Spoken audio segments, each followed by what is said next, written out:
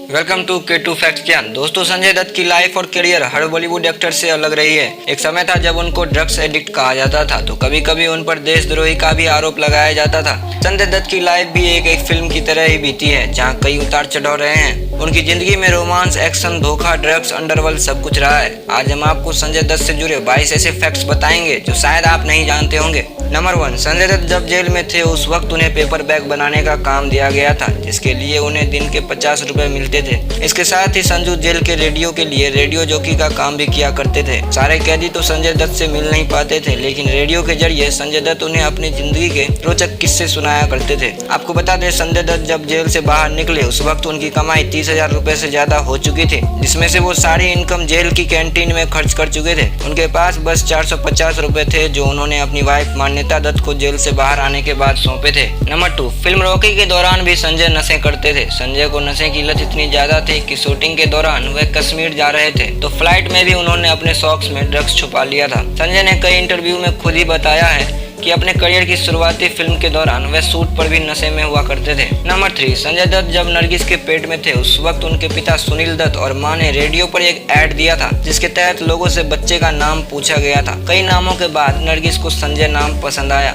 उस वक्त नरगिस ने सोच लिया कि अगर उनके घर बेटा जन्म लिया तो उसका नाम वो लोग संजय ही रखेंगे। इस तरह संजय दत्त का नाम रखा गया था। नंबर 4, संजय दत्त ने पहली बार सिगरेट जब पी थी उस वक्त उनकी उम्र लगभग 9 साल थी। उनके पिता सुनील दत्त से मिलने कई डायरेक्टर और प्रोड्यूसर आया करते थे और वो सब सिगरेट पीकर बची हुई सिगरेट वहीं फेंक देते थे। तब संजू उन सिगरेट को छिपकर पीने लगता था। एक बार जब सुनील दत्त ने संजय को ऐसा करते पकड़ा तो वो बहुत नाराज हुए और सोचा यहाँ उसे बहुत प्यार किया जाता है, इसलिए वो बिगड़ गया है। इस वजह से सुनील दत्त ने उन्हें बोर्डिंग स्कूल में भेज दिया। नंबर 5, संजय ने अपने करियर में 2 बार फिल्म फेयर अवार्ड जीता है। फिल्म वास्तव के लिए संजय दत्त ने अपने लाइफ का पहला Filmfare as a best actor जीता था और उसके बाद उन्हें बेस्ट कॉमेडियन मूवी मुन्ना भाई MBBS फिल्म फेयर भी दिया गया है। नंबर 6, स्कूल खत्म होने के बाद जब संजू की कॉलेज जाने की बारी आई तो संजू को ग्रेजुएशन करने का मन बिल्कुल भी नहीं था, पर सुनील दत्त का कहना था कि तुम लाइफ में जो कुछ भी करो पर तुम्हारा ग्रेजुएशन होना बहुत जरूरी है। फिर संजय का एडमिशन मुंबई के एल्फिनस्टोन में करवाया गया, पर वह 1 साल में 1 से 2 बार ही क्लास को अटेंड किए थे और यही वो टाइम था जहां संजय को हैवी ड्रग्स लेने की आदत लग गई। नंबर 7, संजय ने कॉलेज के दिनों में ही मन बना लिया था कि वह एक्टर बनना चाहते हैं, क्योंकि उन्हें लगता था एक्टर बनना बहुत इजी काम है।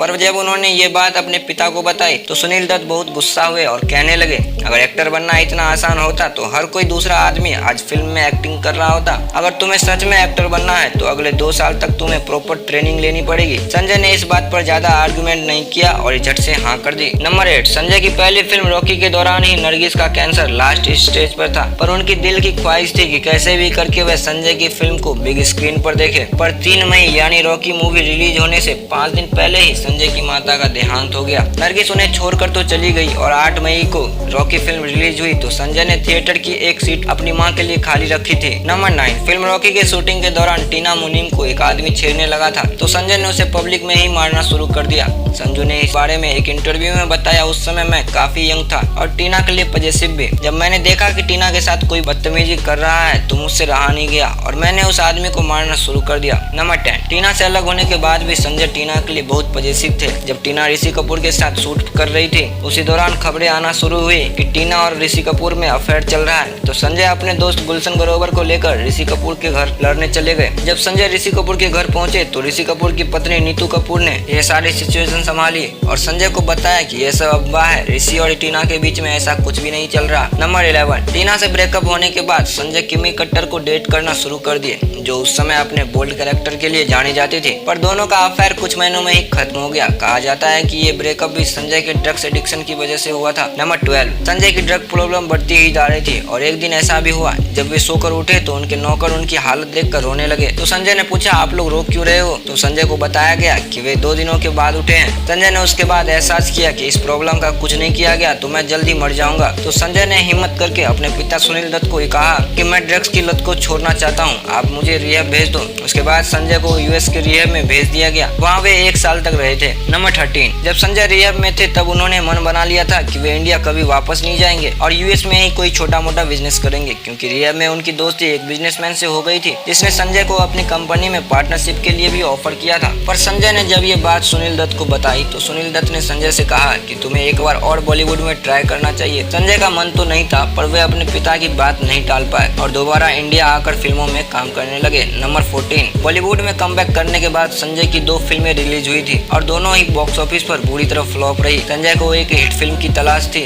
और वो फिल्म उनको एक नए डायरेक्टर से मिली, जिन्हें पूरी दुनिया आज महेश भट्ट के नाम से जानती है। महेश भट्ट ने संजय को नाम फिल्म में कास्ट किया था और ये फिल्म बॉक्स ऑफिस पर काफी हिट रही थी। फिल्म के बाद से ही संजय को बहुत सारे फिल्मों का ऑफर आने लगा। नंबर 15, 1996 संजय दत्त के लिए काफी अच्छा जा रहा था। उनकी ड्रग्स प्रॉब्लम भी खत्म हो चुकी थी और नाम फिल्म से वे दोबारा बॉलीवुड में आ चुके थे। पर सबसे खास पल जो रहा था जब उनकी मुलाकात एक्ट्रेस ऋचा शर्मा से हुई थी। उस वक्त ऋचा बॉलीवुड में नई आई थी और संजय उन्हें बहुत पसंद करने लगे थे और 1 साल के अंदर ही उन दोनों ने शादी करने का मन बना लिया और 1987 में संजय दत्त और ऋचा ने न्यूयॉर्क जाकर शादी कर ली। नंबर 16, शादी के बाद 1998 में उनके घर उनकी बेटी का जन्म हुआ और 4 महीने बाद ही ऋचा को सीवियर हेडेक आना शुरू हो गए और पता चला कि उन्हें ब्रेन ट्यूमर है। संजय ने उन्हें न्यूयॉर्क के उसी हॉस्पिटल में एडमिट कराया जहां पर उन्होंने अपनी मां को एडमिट कराया था। संजय के लिए वह वक्त बहुत ही मुश्किल था क्योंकि एक तरफ उनका करियर बहुत अच्छा चल रहा था और दूसरी तरफ उन्हें बार-बार ऋचा को देखने न्यूयॉर्क जाना पड़ता था। नंबर 17,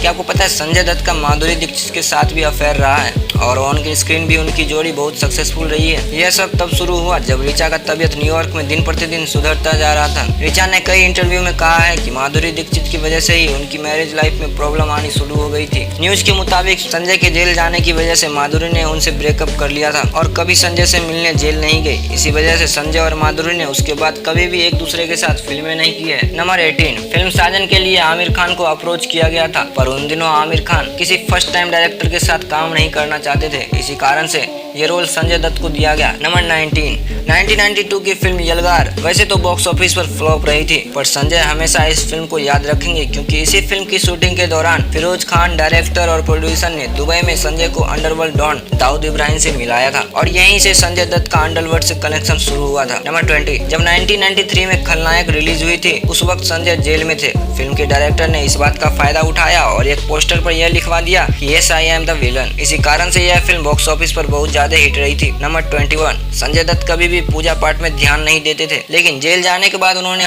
गीता रामायण से पुराण जैसे धार्मिक ग्रंथ पढ़ने शुरू कर दिए। संजय ने एक इंटरव्यू में बताया कि जेल जाने के बाद मुझे अपनी लाइफ की सही वैल्यू पता चली। नंबर 22, अगर बात करें संजय दत्त की टोटल नेटवर्थ की तो वे $37 मिलियन के मालिक हैं। अगर इसे इंडियन रुपीज में देखा जाए तो वे लगभग 278 करोड़ होते हैं। वेल, संजय दत्त से जुड़े ये फैक्ट्स आपको कैसे लगे कमेंट में बताना मत भूलिएगा और इसी तरह के वीडियो देखने के लिए वीडियो को लाइक करें, चैनल को सब्सक्राइब करें। मिलते हैं नेक्स्ट वीडियो में।